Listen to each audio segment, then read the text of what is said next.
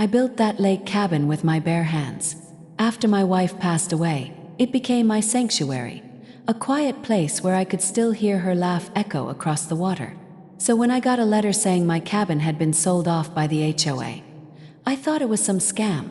It wasn't.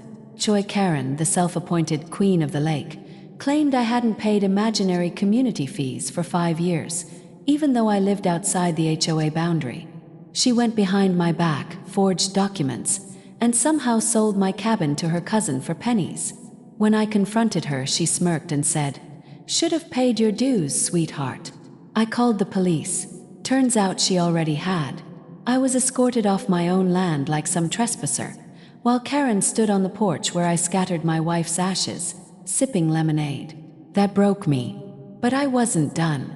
I dug through county records and found something Karen never bothered to check. My land wasn't part of the HOA. But the entire HOA neighborhood was once part of a larger estate my grandfather owned.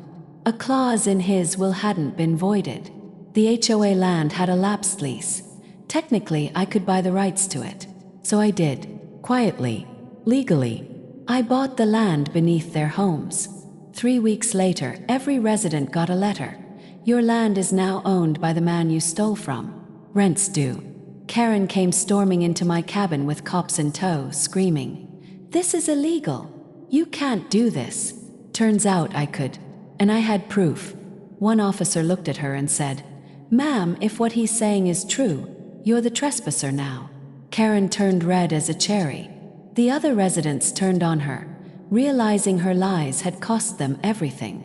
Now, my cabin's mine again. Peaceful, quiet. And Karen, she's living in an RV parked outside the town limits. Funny how justice echoes louder than revenge, especially across a lake. Like, comment, and subscribe for more shocking and emotional stories every week.